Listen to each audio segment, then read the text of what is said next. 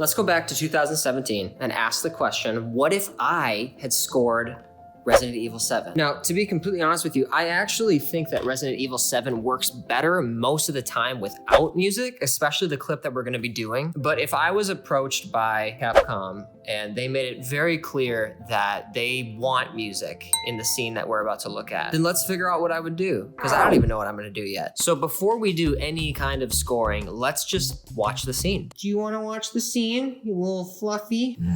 I also want to mention too that this clip was taken from Gameplay Only, the YouTube channel, so please go support them as well. So it's a pretty straightforward scene. I mean, there's not a lot that really happens. I should say there's nothing there that's really gripping. It's more of an ambiance. It's just setting the stage. So the way that I would go about scoring something like this, I would look at what are the points of interest in the clip. I would say the most important thing that happens in this clip is him finding the trapdoor under the fireplace. So in my DAW, I use Logic. What I would do is I would go to that point and make it a marker. And then from there, just kind of base the score around that moment.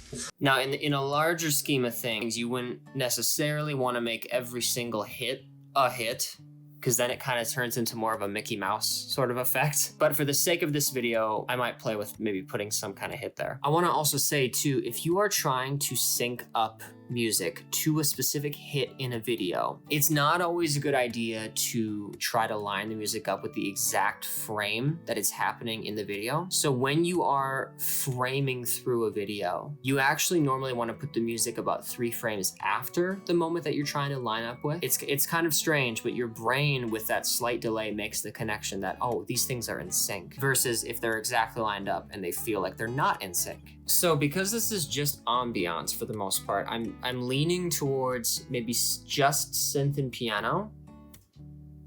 So let's try it out. Okay, so it's a new day. I had some technical difficulties. So because I had technical difficulties, all my composing has taken place off camera. Thank you for joining me regardless of this chaos. So let me just talk through what I've done. So as I mentioned previously, I was feeling like having piano and synth kind of be the atmosphere with this. So for the piano, for those of you who are composers as well, I will tell you, if you're interested in the sounds that I used, this is right out of Spitfire Labs. This is the Autograph Grand, which is great because it's free and it sounds like this.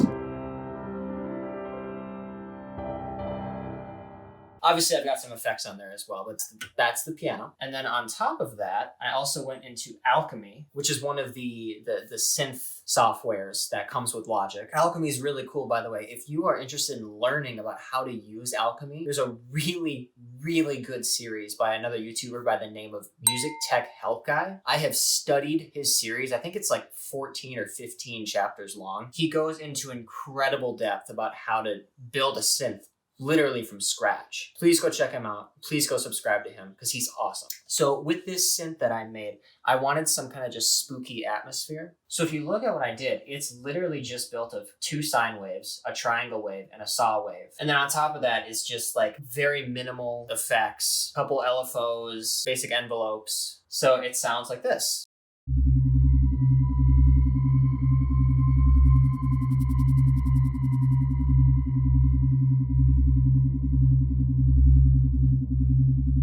Kind of cool, huh? Now, it sounds like there's a lot of layers to it, but if you break it down, just take everything away. This is the sine wave. Not really doing much. Another sine wave.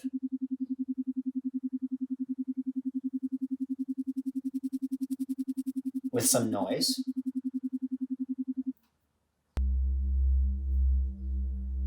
Kind of a hum that ebbs between the ears. And then I wanted a sort of like ghostly howl in the background. So all together, you're left with a pretty cool ambiance. Synth building, honestly, it's so much fun. And the cool thing about it too is it's as complicated as you want it to be. You can take something as simple as a sine wave and a sawtooth wave and make a pretty cool sound with it. You can go crazy by doing a bunch of research on what a mod map is and what an MSEG is. As you can see, I'm not an expert. Most of my experimentation, as I encourage you to do is just turn the dials and see what they do. I also encourage you to do some research about what the dials are actually doing. But when you're first starting out, it's a good idea to just turn stuff and see what happens. And again, this is coming from a non-professional. This is just someone who I love music, and I've played around in this software for a lot of hours, and I've just found it really helpful to see what happens. So with the clip that we have, there's not really a whole lot that goes on. So I wanted just an atmosphere, and I wanted to kind of pinpoint what was the most important thing that happened. And for me, that was when he finds the pull chain under the fireplace. So in that moment, I wanted there to be a bit of a hit, just a really subtle kind of musical gesture to tune your ear to it. So when I play through what I've composed for you, that moment you're going to notice the piano gets a little bit more elaborate. So let's play through what I have.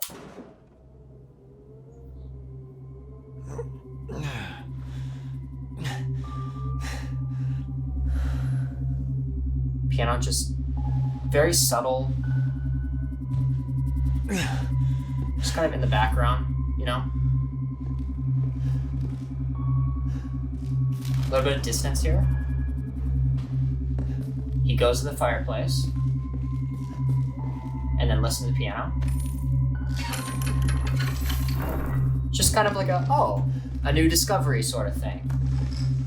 So again, there's not really a lot going on here. I could add more to it if I wanted to, but I sometimes think that less is more. You know, I'm going back to the idea of I really feel like this game works better with silence, but if I had to write music for it, it would be something really simple, maybe even more simple than this. And in terms of the plugins that I'm using as well, you know, the ones that I would encourage you to check out, there's a really good reverb plugin called Valhalla Supermassive. I use this one on pretty much all of my projects, and I believe it's free if I'm remembering correctly. I'll put a link to it in the description. Really solid reverb. It's one of those, you know, when I actually found out about that program from In the Mix, it's another really good YouTube channel. And his words were, I cannot believe this plugin is free. It's one of those plugins where the developers are just gifting it to us. And then the other one that I wanted to draw your attention to as well that I used is called TDR Nova. It's a dynamic EQ, which sometimes can be more favorable than just a kind of set it and forget it EQ. Because I wanted the EQ to sort of flow with it, because there were moments where the synthesizer, especially in the lower end around 100 hertz or so, the synthesizer kept kind of bubbling, I want to say. It was bubbling in my ears and it was really distracting. So in the moments where it was stepping above the threshold, let me actually just show you here.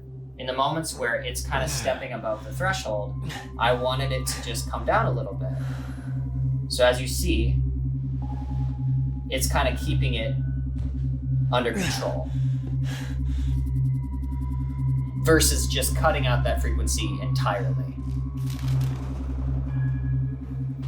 So now that I've explained this like really simple composition, and I should say too, like with the piano notes in the background, I mean,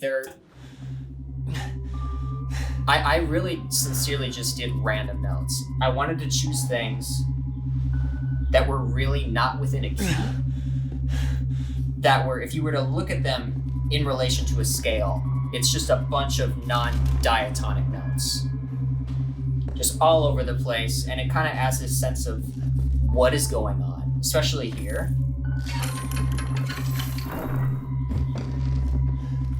And there's no meter as well. With this kind of ambiance, there's no metronome. And that's part of the fun of writing music, is there really is no right or wrong way. There's just more effective ways and less effective ways. So with all that being said, go try writing music yourself, because it's fun. And if you want to see me do another scene, please share it with me in the comments. I really love doing research on like, what are people's favorite scores or favorite composers? Please share that with me as well. I love listening to new music. If you'd like to see more of what I do, I encourage you to subscribe and also hit the bell icon so you can stay up to date with all of my latest videos. And if you wouldn't mind just giving this video a thumbs up and even sharing it, you'd be helping me out so much with my music. Thank you so much for watching. And to end the video, let's watch the clip one more time without me talking.